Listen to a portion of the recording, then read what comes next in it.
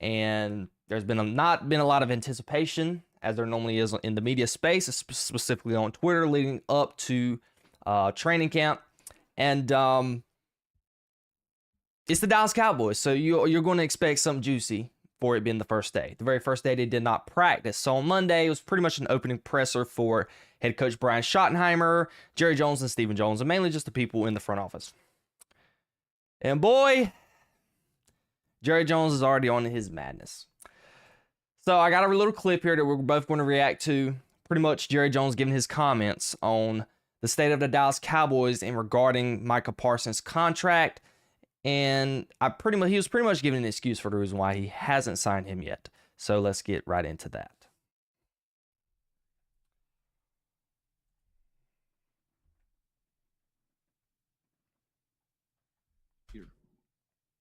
Just because we sign him doesn't mean we're going to have him. He was hurt 6 games last year. Seriously. We've signed, I remember signing a player for the highest paid at the position in the league, and he got knocked out 2/3 of the year, Dak Prescott. So there's a lot of things you can think about when you, just as the player does, when you're thinking about committing and guaranteeing money. Just because we sign him doesn't mean we're going to. So there was Jerry Jones's comments that he had to make. I want to first off and go on a rant and say this is super unprofessional. I appreciate the honesty. I really do. Some people would not have the nerve to even bring out that when it comes to and refers to Dak Prescott and the Cowboys situation. So I appreciate the honesty.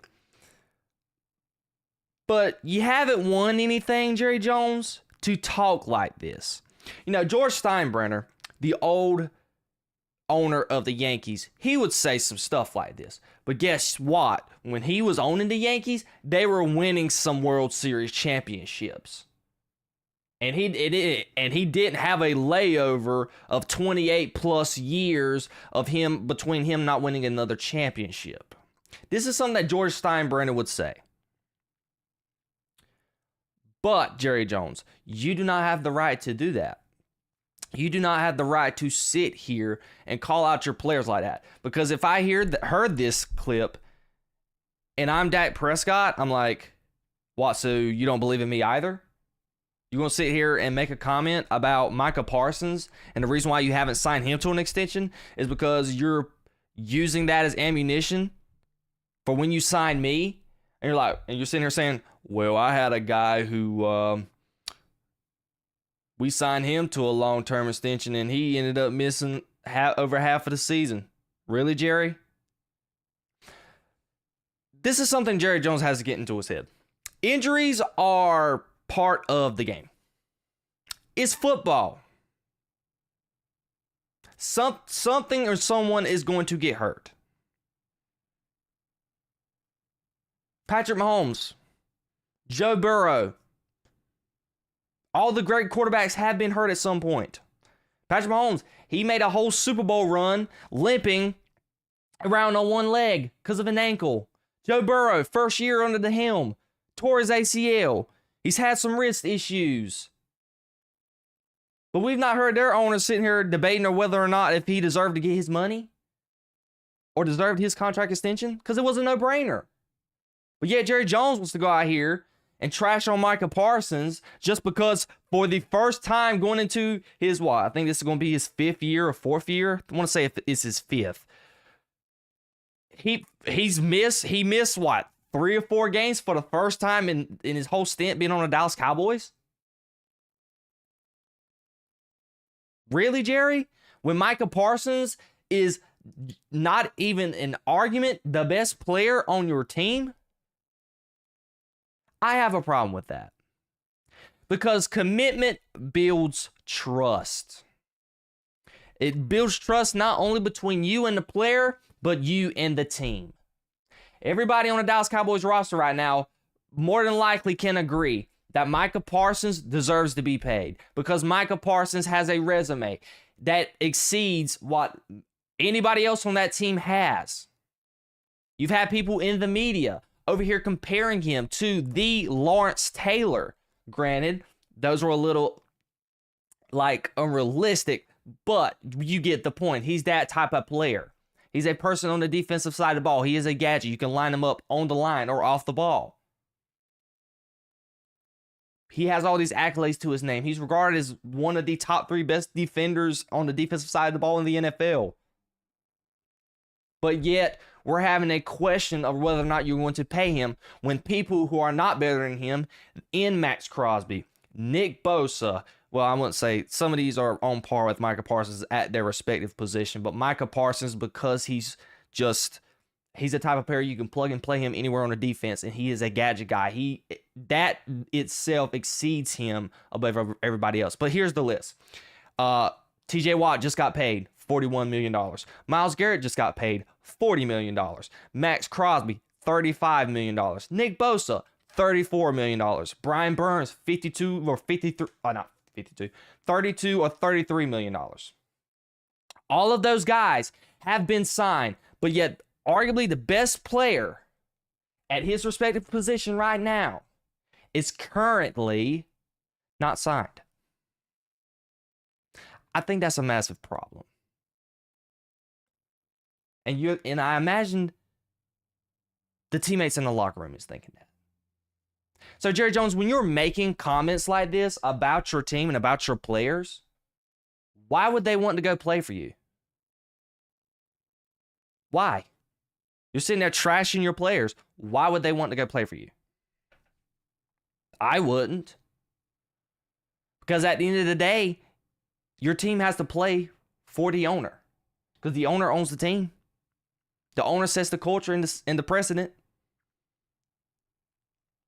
Some players have no choice but to play for you because they're under contract.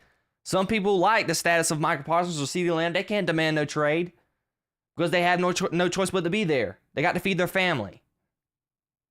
So a lot of the guys who are not the Micah Parsons of the world, like your second tier guys on the team, they have to play for you.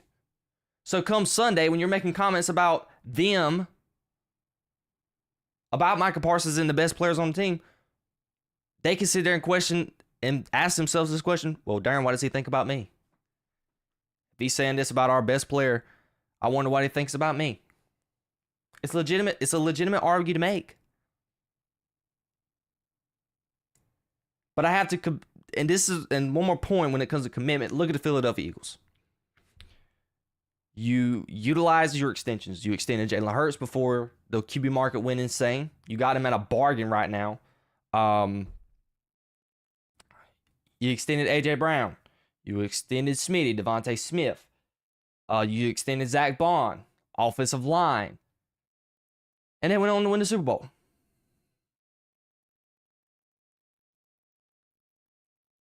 But I have to commend Micah Parsons in this front because he was interviewed by James Slater as of yesterday. I want to absolutely commend him for being the ultimate leader right now. I know a lot of teams and, a lot of players would hold out in the situation that he is in, especially, Trey Hendrickson with the Cincinnati Bengals, another edge rusher who needs to be paid as well. He's currently not at training camp for the Cincinnati Bengals, but Micah Parsons is there and he is present because he's exhibited that he wants to be a future leader for this team. And I wholeheartedly commend him for that. And I think it's one thing for his leadership, because in the interview with James Slater, he pretty much stated that he is not there for Jerry Jones, but he's there for his teammates. And as long as he's under contract, he is going to continue being there for his teammates. Although he did not practice because he is currently having some back issues, like as he stated in his interview with James Slater. But I want to give Micah Parsons credit in that front. But altogether, Jerry Jones needs to know to keep stuff like this in house.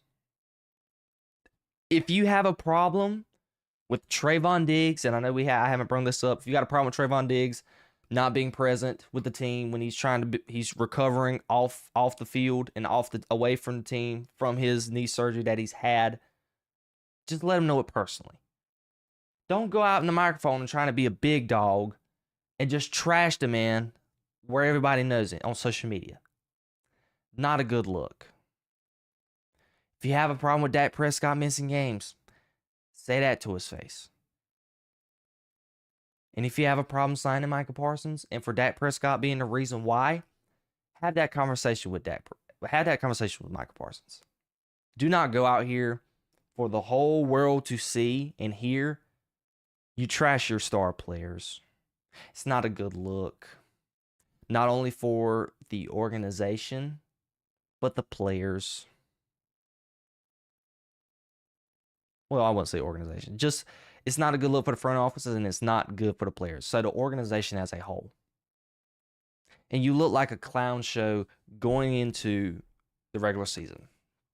Because Brian Schottenheimer, when he first got hired, he pretty much was wanting to set a culture.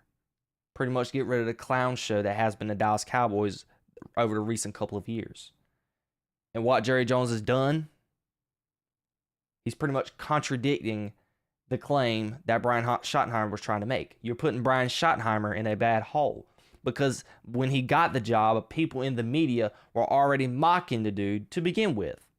Making fun of him. Oh, how did he get this job? He wasn't even never considered to be a head coach and a head coaching candidate. You had all these things going on in Dallas. But yet, here's Jerry Jones adding fuel to the fire. He even made a statement, which I forgot about when I was writing up my show. Jerry Jones pretty much stated that he had contemplating giving up the GM role. Well, Jerry Jones, I'll do you one better. How about you do us a favor and just give up the ownership role? Do the people of Dallas a solace. Do the organization, the players, front office, do everybody a solace. You're in over your head. You're riding off the past. We thank you for everything that you've done. We thank you for making the Cowboys a $10 billion playpen and play toy that you've brought it out to be. But at the end of the day, all that's cool. We know you enjoy the money, but us fans are not getting that money. What excitement do we get by watching you get $10 billion? The excitement we get out of this is you putting the best product you can out there on that field, and I commend you on that. The last couple of years, you have done that to a T, but on a personal level, you have not helped yourself out when it comes to media and things of that nature, but I digress. But all in all, us fans the only thing we get out of doing this is a championship. And last time I checked, we haven't had one of those since 1995, 1996. It's been that long ago, Jerry.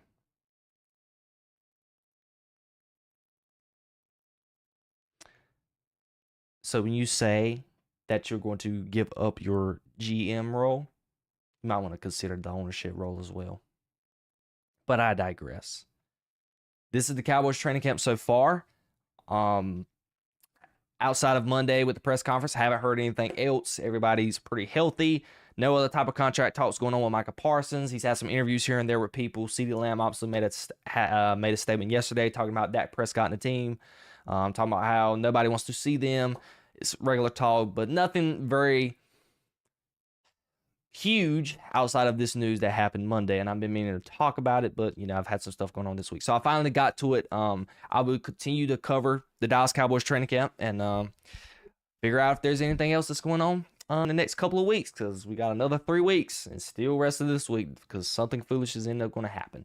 And I know before the regular season ends, Micah Parsons is definitely going to get paid, but we're just going to have to wait and see. What do you guys think about all that? Do you think Micah Parsons is going to eventually get paid? Do you agree with the statement and comments that Jerry Jones had to make at Cowboys training camp? I want to know all of your comments down below. All right. For the rest of the show, we're transitioning away from sports and we're going to get into some pop culture type news. And it's specifically highlighted by Marvel. It's stuff that came out on Sunday when I was working. And I had some stuff that I had to make a show on Tuesday. So I told you guys this next show, we're going to get into all the Marvel stuff and things that happen regarding Marvel. And we're going to get into it now. I'm going to get the small stuff is going to be in this segment. And the two major things are going to be in the one after this and the final one. So we're going to get to this. Kevin Feige, in a recent interview, was interviewed, so to speak, I know that didn't. That's not the right vocabulary and way to put that together. Kevin Feige was pretty much questioned in an interview about what's happened with Marvel, and I had some specific things that I want to talk about out of a whole bunch of the article. And it's actually two separate ones. So the first thing we're going to talk about specifically is we're going to talk about Thunderbolts. We're going to talk about diversity, equity, and inclusion. And last, we're going to talk about some things that he made about Kang the Conqueror. And I have the article here, and sadly, I wasn't able to highlight some of this stuff. All right, here we go. So in the article here, it says, most recently, Thunderbolts, which earned some of the best reviews Marvel's received in years, has only grossed $380 million globally. Feige, and I quote, Thunderbolts, I thought, was a very good movie, Feige said. But nobody knew that title, and many of those characters were from a TV show. Some audiences were still feeling that notion of, I guess I had to have seen these other shows to show who this is. If you actually saw the movie, that wouldn't be the case. And we make the movie so that's not the case. But I think we will have to make sure audiences understand that. Mr. Kevin Feige, to that, good sir, I say you're absolutely wrong. Out of that whole bunch from the Thunderbolts, only one of the characters were from a TV show. That character was Mr. John Walker. And I made my lower third here, Kevin Feige gets defensive, because he was pretty much getting defensive this whole video. And I'm going to tell you why. And I'm going to call him out for this. Number one, he's wrong about the Thunderbolts being characters from a TV show. Because outside of John Walker, which was on Captain America the Winter Soldier, the TV show, let's run down the line. Yelena Belova, Black Widow's sister. What movie was she first introduced in? That would be the Black Widow movie that was released in theaters as well as Disney Plus. Although she did and was featured in the Hawkeye series, she was first introduced in Black Widow. Red Guardian. What about Mr. Red Guardian? Oh, well, let me see. He was introduced in, again, the Black Widow movie, which was a movie, not a TV show. Let's transition to another character. Ghost. What movie was she in? She was never in a TV show. Oh, yeah, that's right. She was in a movie. She was in Ant-Man 2, Ant-Man and the Wasp. Really? Let's go to another character. How about Taskmaster? All right, she was in the Black Widow movie as well. Again, a movie, Kevin Feige, not a TV show. What about the very last member of the Thunderbolts that you can technically say, oh wow, Bucky Barnes? Who the movie should have been about to begin with and made him the leader of the show instead of Yelena? Oh yeah, that's right. Winter Soldier's been around since 2014 when he was first introduced in Captain America and the Winter Soldier.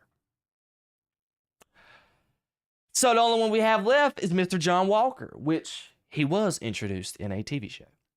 So when Kevin Feige blames the reason why Thunderbolts didn't do well in the theaters is because he's trying to point at the fact that a lot of those characters were from a TV show and it was considered homework individuals. No, it was not, Kevin Feige. The characters were not interesting. Yelena, she's not that bad, okay? It's fine, she's fine. Red Guardian, he can be annoying for me personally at times, but overall, he can be considered one of my favorites. John Walker, he was my favorite out of everybody, outside of Bucky, because Bucky should have had a more prominent role in the film. But John Walker was my favorite because I loved his attitude. And he was just interesting. He was very charismatic when he was on camera. I enjoyed it. Ghost, Taskmaster, specifically Taskmaster, good riddance. Thank the Lord she died. And she's gone. Ghosts, whatever. But at the end of the day, as a whole, when you were branding these individuals as the new Avengers, which is a marketing ploy, to this day, I do not agree with and never understand that you did. That wasn't going to help people go see this movie. It's going to antagonize people because you're trying to relate this team of individuals, the Thunderbolts, who is pretty much the Suicide Squad of Marvel, and you're calling them the new Avengers, when the regular Avengers were individuals such as Robert Downey Jr.'s Tony Stark, Chris Evans' Captain America, Scarlett Johansson's Black Widow, Mark Ruffalo's Hulk, Chris Hemsworth's Thor, Jeremy Renner's Hawkeye. That was the original OG Avengers. And every single one of them characters you died over. You would jump out in front of a car over every single one of them characters. Maybe not so for Hawkeye for a lot of people because he was introduced in the first Avengers movie and we got really little things and backstories to really make us want to catapult him and love him as a character. But it's specifically when we got into the next Avengers, the Avengers Age of Ultron, we were able to see a side of him and get a little side story with him and Wanda and show the type of character he really had. But when we watched, and when I left this theater in the Thunderbolts, outside of maybe Red Guardian and maybe Yelena and even John Walker, I could care less for the rest of these characters.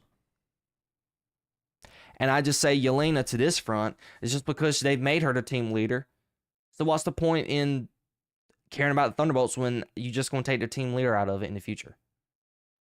Because if I was a leader of Thunder, if I wanted anybody to lead the Thunderbolts, I would have possibly rather had John Walker. But John Walker, bless his soul, he does not have any type of leadership qualities. That's the reason why he could have never been Captain America. Yelena, out of all of them, have the best leadership qualities. So obviously she has to be the leader of the Thunderbolts. But overall, none of the characters was interesting. And finally, I know I'm even in the minority on both of these, every single syllable that I'm uttering right now, but I thought the movie was boring. I remember the film occurred in like 2 areas, the whole film. Maybe even 3. The jail, the place where Yelena goes to get the new guy, Sentry. You have, and it's been so long since I watched the movie. It's been almost 2 months, so I'm trying to remember. You have the old Avengers estate. Do you have New York? Those were pretty much all the settings of the movie. Nothing else really. You had some little scenes here and there at Bucky in the White House and in his apartment. You had that. What else? What else am I missing? Red Guardian's apartment. Outside of that, where else did the movie occur? And at the end, the little end sequence where they're in their dreams and stuff. Where else did the movie occur? I just told you literally all the settings of the movie and every single scene and where everything was shot. If I'm missing something, just let me know down below in the comments. But that's pretty much where I'm at with that right now at the moment. So that's that. And that was the Thunderbolts. Overall, I think it was boring. It was not interesting. And I had to call them out on a lie. Only one of the characters were from a TV show. Not all of them. All right. Now let's talk about diversity, equity, and inclusion. Since the massive success of 2018's Black Panther, Marvel has made a concerted effort to produce projects centered around women, people of color, and LGBTQ characters. Those titles include Captain Marvel, Black Widow, Shang-Chi, Eternals, The Marvels, and Captain America Brave New World in a film, WandaVision, Miss Marvel, She-Hulk's Attorney at Law, Secret Invasion, Echo, Agatha All Along on TV. Several of these projects have been successful, wrong, but many have not. Facts, commercially or critically. And I have to sit here, out of all of these movies, I can really sit here and say,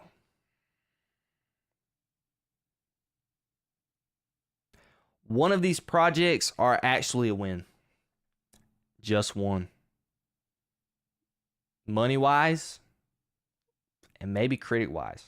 Shang-Chi. Eternals was not good, forgettable. Don't get me started with the Marvels. It had the worst box office performance in the history of Hollywood. Captain America: Brave New World, disappointment. Even though I fairly enjoyed the movie to a certain degree, but not a lot of people did. WandaVision, I think, is super overrated. That show is forgettable. Miss Marvel, did not watch it. Not a lot of people watched it either. She-Hulk, didn't watch it. A lot of people didn't watch it as well. Let's get a full screen here. Secret Invasion, don't know. Echo, didn't watch. Agatha All Along, did not watch. So when you say several of these projects, that's absolutely false variety. Only really one of these projects you can really say is successful. And maybe add 2 for WandaVision, because I personally just didn't like WandaVision. A lot of people actually liked it to a certain degree. So maybe you could add 2. But factually, all those other projects didn't do well. But I digress. We're moving on. More to the point, with Marvel's decision to dramatically reduce its output, it's been clear what kind of future many of these characters have ever been in the MCU, if any at all. And here is the money kicker. Pressed on this question, Feige appeared unconcerned. Marvel represents the world around outside your window, he said. I've always said it, before diversity, equity, inclusion, and woke became a thing, and after diversity, equity, inclusion, and woke became a thing. Are we after? I really don't know what that's. It's a run-on sentence for me. I've never comprehended the sentence after I've read it multiple times. I don't think so, he said. He singled out Miss Marvel and the Marvel star, Iman Vellani, as one of the greatest bits of castings we've ever done, adding, I can't wait to see her somewhere. Now, Kevin Feige. There's nothing wrong with diversity, equity, and inclusion. Even though a lot of people look at it in a bad light because it's very much forced. And I'm gonna tell Kevin Feige this is forced in this way as well. The problem with diversity, equity, inclusion when it comes to the Marvel Universe, it promotes characters that nobody really cares about. The chick right here in the video, the girl that played in Miss Marvel, Monica Rambeau, I think is her name. Who particularly cares about Monica Rambeau? I'll do another one. She-Hulk. Actor was very divisive. Hard to like her. You had Megan Thee Stallion and her twerking at the end of an episode.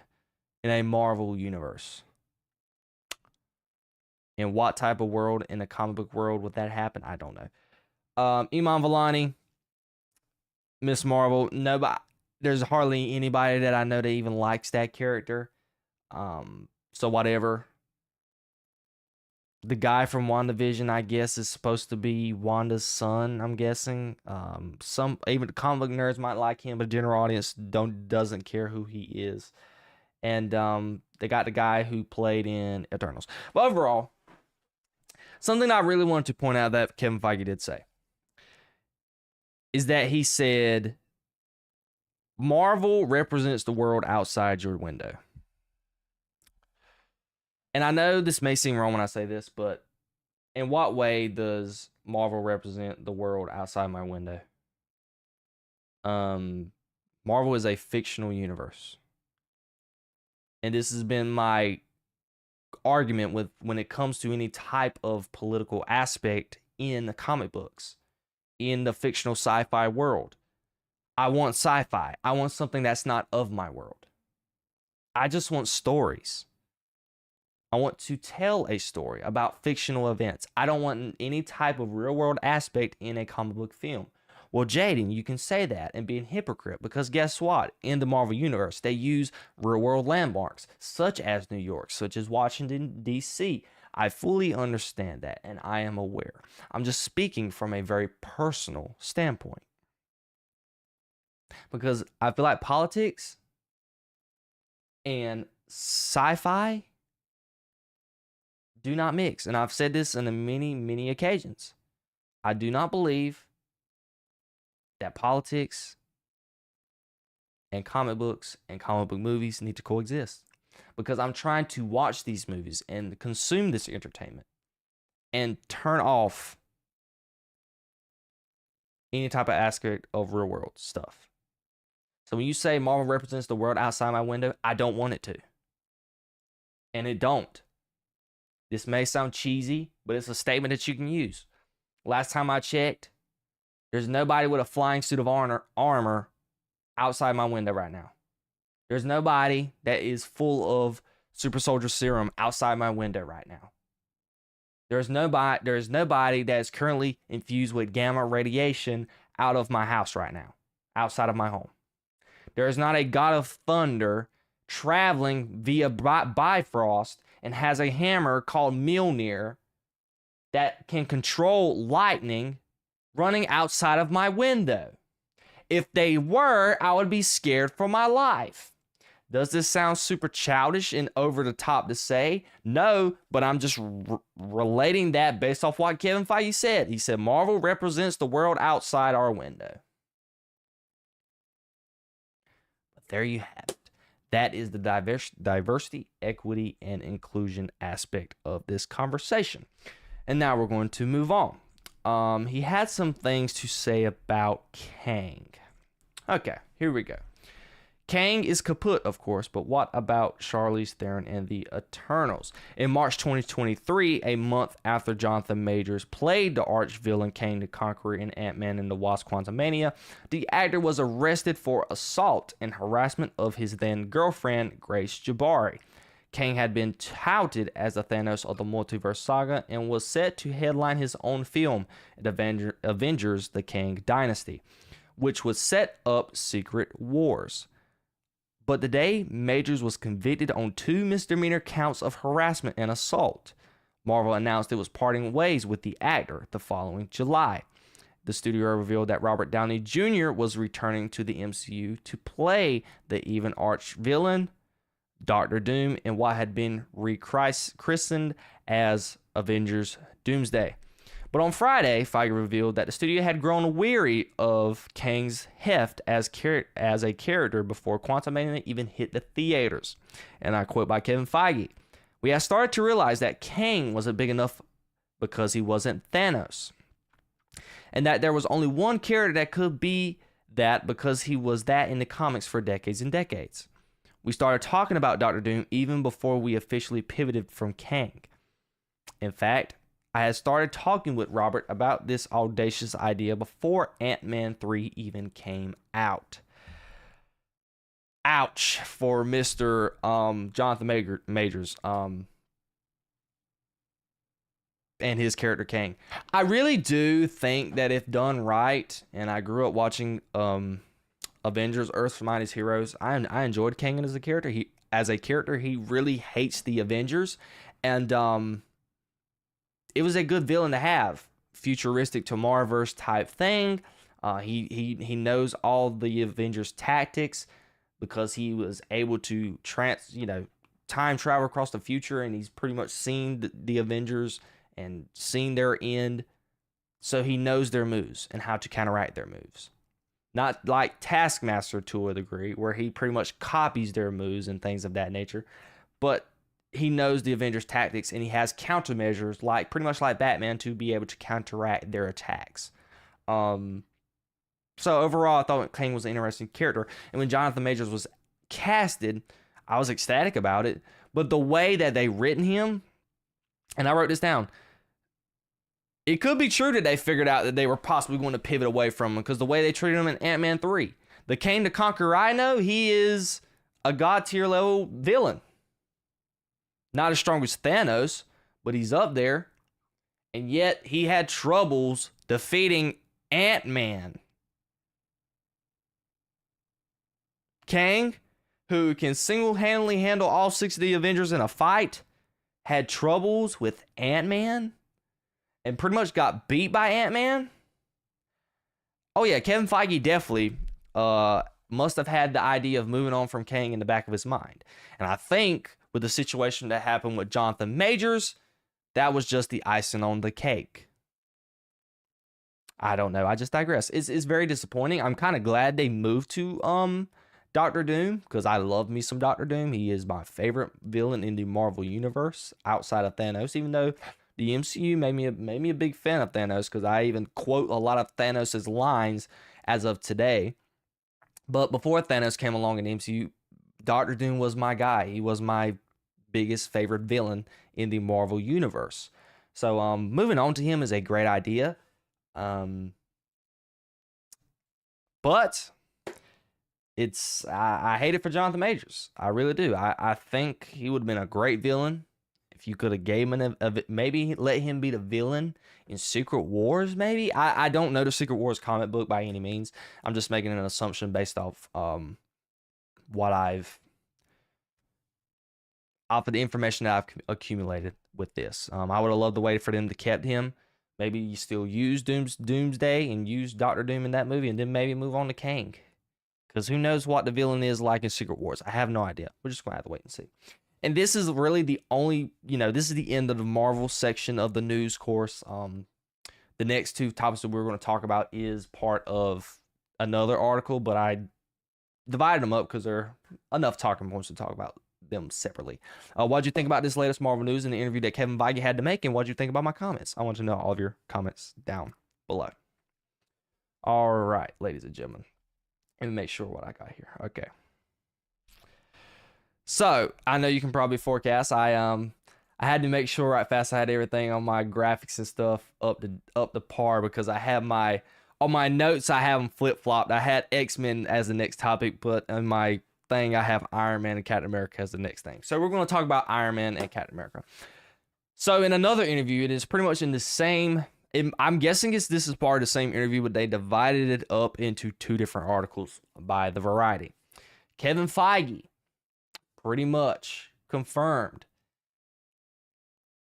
that we may get a recast of the big two in the MCU. The two who started it all. The two who are the crowd favorites, who are currently, one's deceased and the other one, who knows what he's doing. He's chilling in the lawn somewhere. We are talking about Robert Downey Jr.'s Iron Man and Chris Evans' Captain America. Let's see. So the first part was about X-Men. That's the reason why I wanted to be able to talk about X-Men first. But let's see here.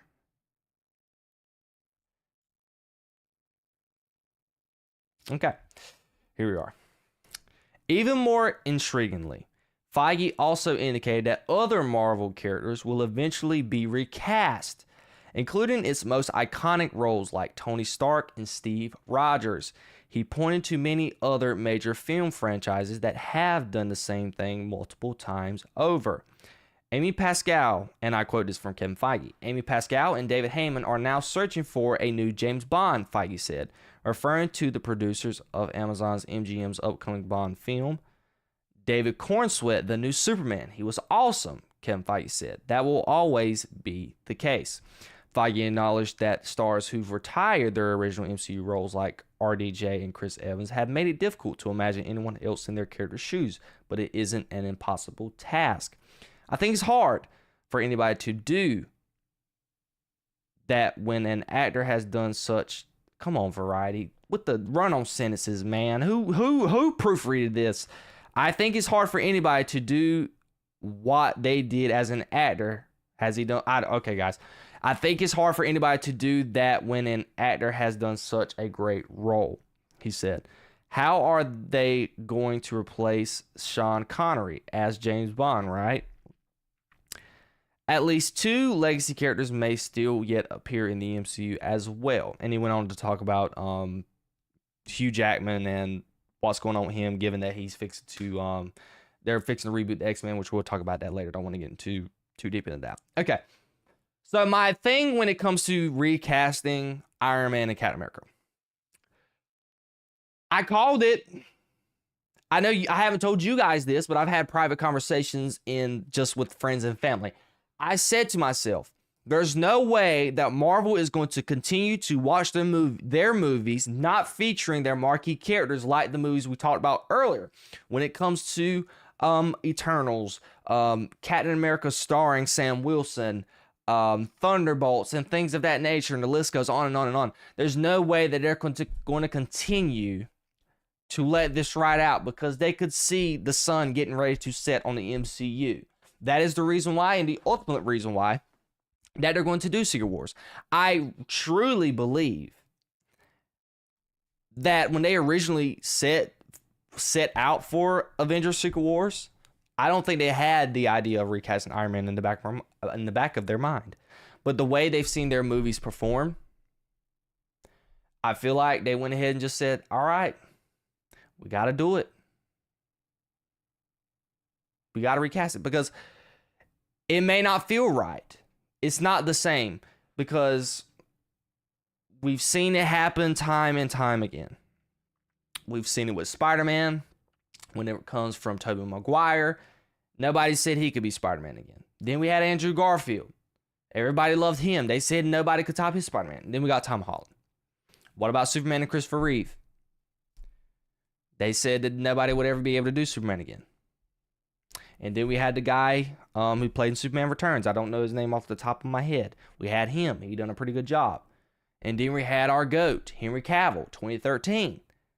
And then nobody said that they could top him. Some people say still they can't, but then we just got David Cornsweet's interpretation of Superman. And I told many people, he done such a phenomenal job. I love Henry Cavill to death, but I really do think that this might be our next best interpretation of Superman.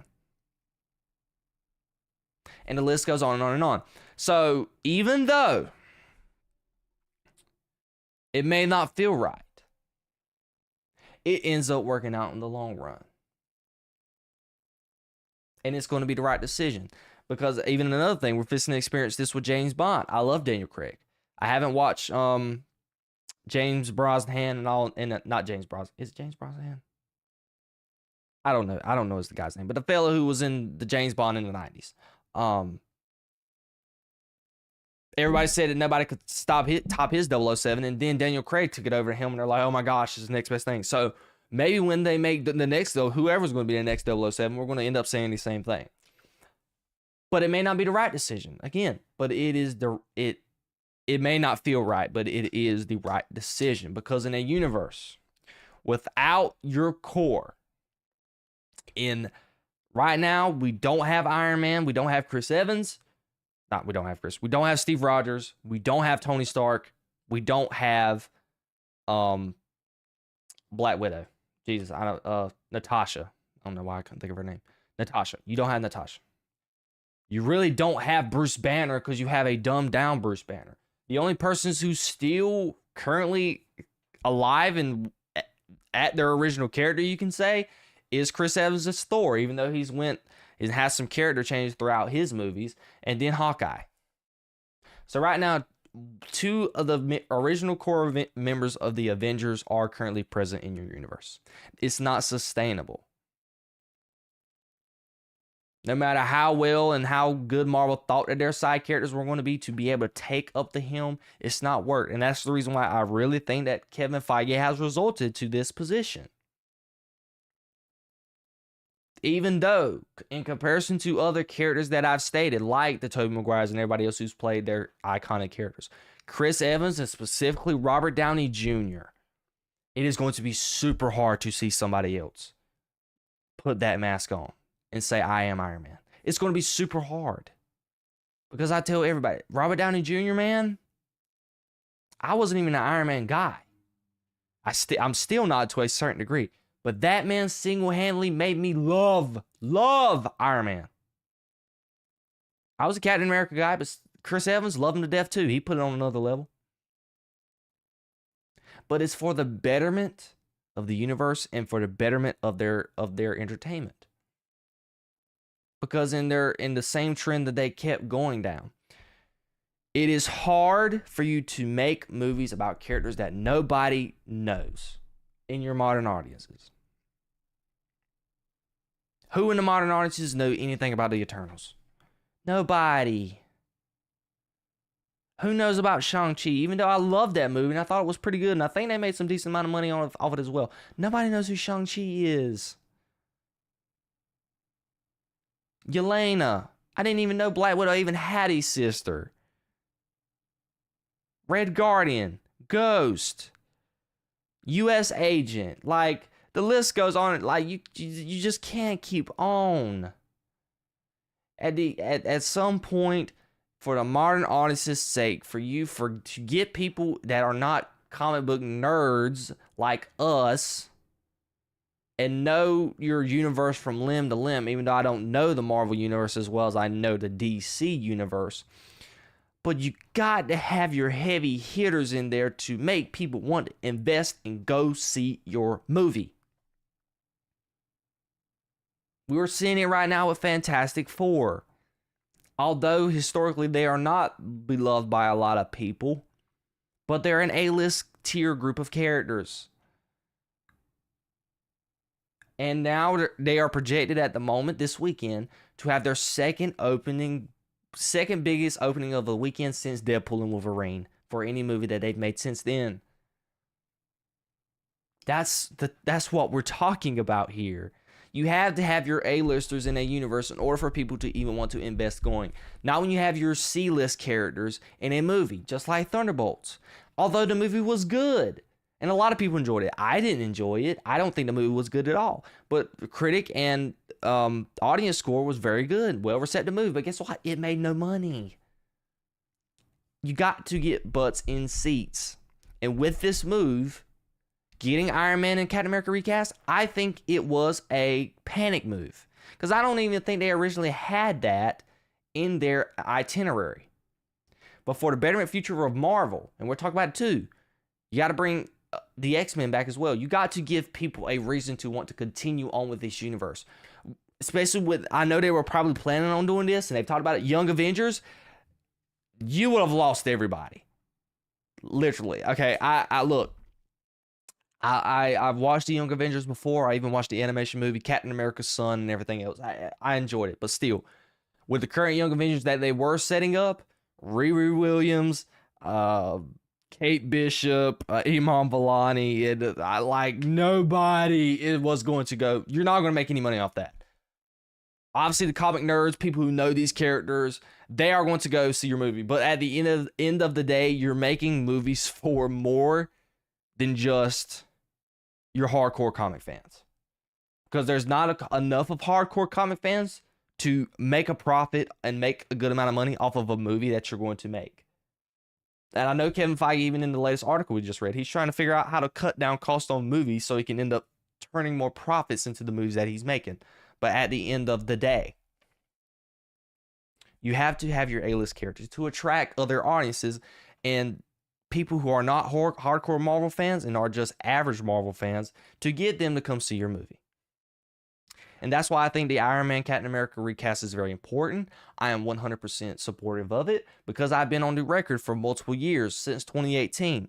I even told myself, I'm like, dude, how are we going to continue on? I don't know.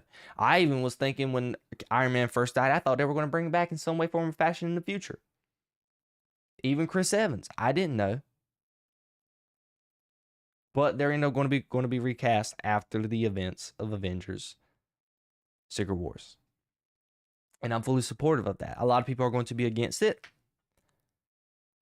But it's the right decision.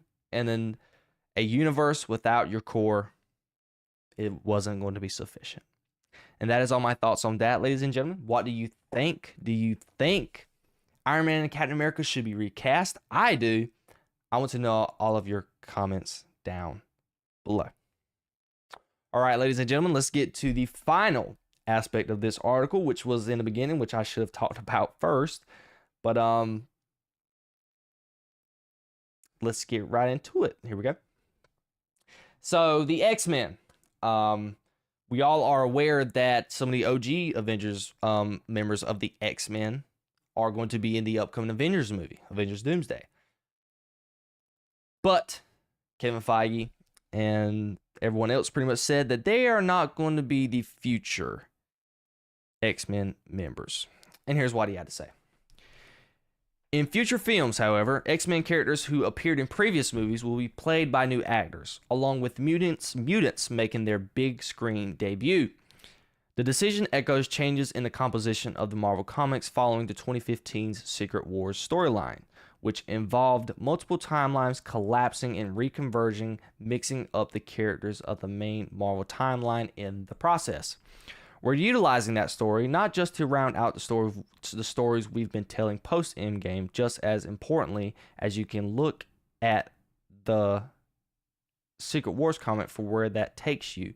It very, very much sets up the future, Feige said. Endgame literally was about endings. Secret Wars is going to be about beginnings. But Feige was also careful to not characterize the changes as a reboot. Instead, the executive said Secret Wars will serve as a reset for the MCU. Reboot is a scary word, he said. Reboot can mean a lot of things to a lot of people. Reset singular timeline, we're thinking along those lines. X-Men is where that will happen next. Feige noted that X-Men comics, with their focus on Xavier's school for gifted youngsters, naturally centered on stories about adolescent characters. They have been a place to tell stories about young people who feel different and who feel other and who feel like they don't belong. That's the universal story of the mutants, and that is where we are going. Even more intriguingly, Feige also indicated, okay, that's going on to the Iron Man Captain America thing. All right, so thoughts going into this, okay? I'm all board. I really want to get a comic accurate interpretation of X-Men for once. I want them to have their comic accurate costumes on. I want Scott Summers to be leading Cyclops, leading the X-Men, and I want to see him say the line, "To me, my X-Men." Now, I think that's there have been the leaks of the costumes going on in a couple of months ago regarding Avengers Doomsday. We don't know how true those leaks are when it comes to the comic accurate suits. We're just going to have to wait and see. But that's what I want. I want comic accurate representation when it comes to race and everything else. I want just comic accurate interpretation of race swaps. And I want the costumes to be accurately represented as well. The Thunderbolts director is doing it. His name is Jake Schreier. He's the one who directed the Thunderbolts. Y'all know I didn't like Thunderbolts, so I'm not very happy about this because we know the story of the mutants. The mutants feel like they are people who don't belong in society and want to be accepted by society.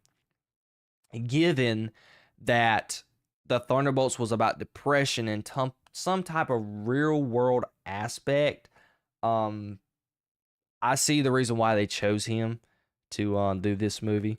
We will see how political he will possibly take that. I hope not that political, but people enjoyed his work, and maybe he can do a good X-Men. We're just going to have to wait and see. And as far as the OG movies, I enjoyed them.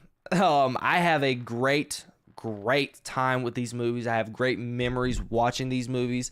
I even remember as a kid, especially X-Men Last Stand. I remember I was in first grade and I'd always pretend that I was sick and fake being sick. Sorry, Mom, if you're watching. I remember fake being sick, and I would always sit, and those were like some of my movies that I would sit and watch. X-Men Origins, even though a lot of people don't like X-Men Origins, I really enjoy X-Men Origins just because it's Wolverine, it's Hugh Jackman. I mean, come on. X-Men 2, X-Men The Last Stand, and X-Men 1. But everybody knows X-Men 2 is like everybody's favorite, and it's one of my favorites as well. So I have a very, very great memories with the OG cast, and I'm very excited for them to be in Avengers Doomsday. It's going to be weird just seeing all of them and Wolverine, Hugh Jackman's Wolverine, not be in there. He's not been announced as a cast, and we know when they did the original casting reveal for Avengers Doomsday, Kevin Feige and them and Marvel said that there's more names that are going to be shown later. So I hope Hugh Jackman is part of that, because I want to see him continue and finish out his tenure as Wolverine. And I know I had Wolverine in the thumbnail, and specifically when it comes to Wolverine, I love Hugh Jackman. I do not see nobody else granting the cowl ever again, because Hugh Jackman, like, he is Wolverine at this point. He's played him for 30 years. I mean, but I love him.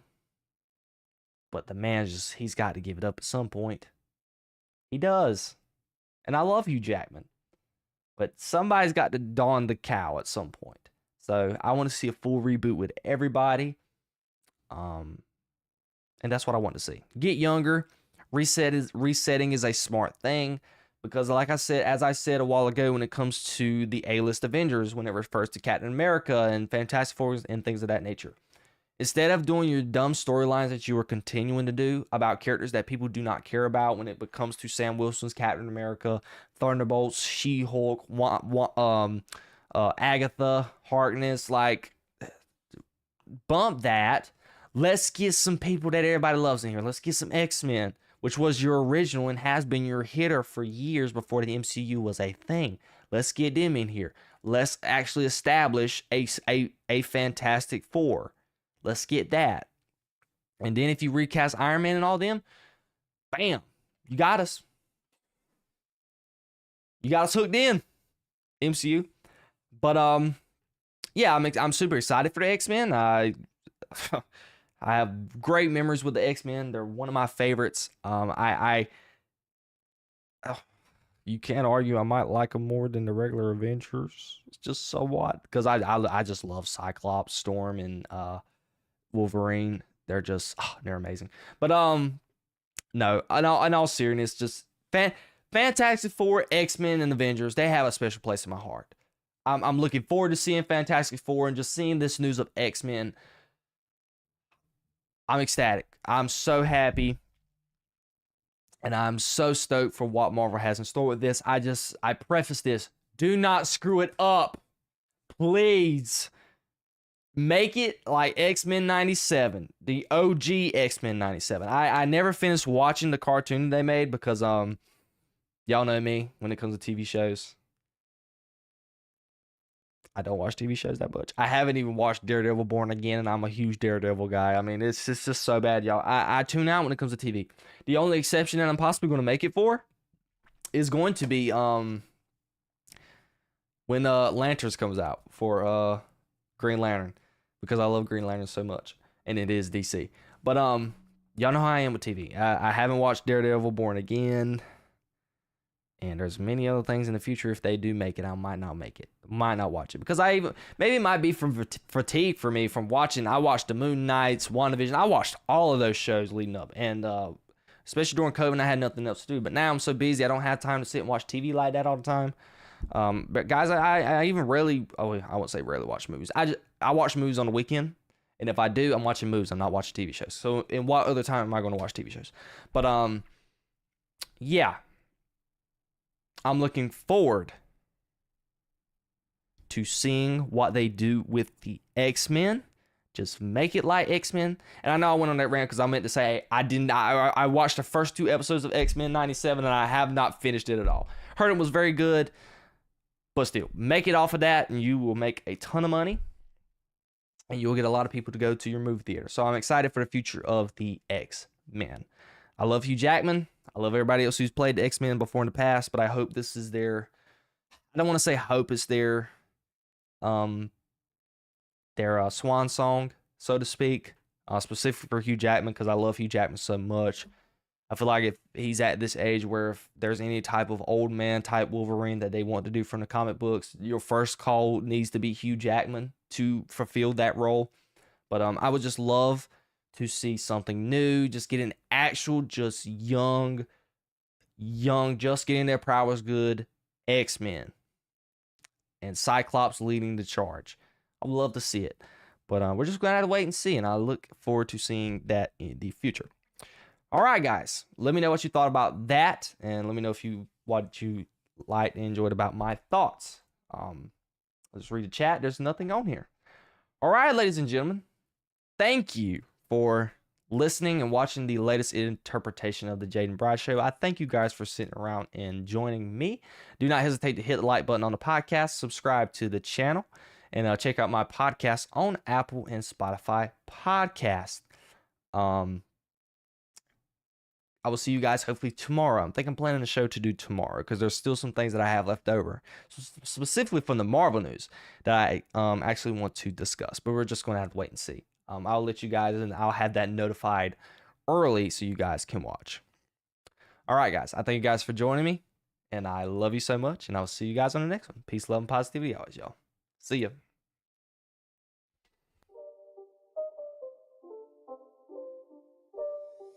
It's not a game, it's a rich thing.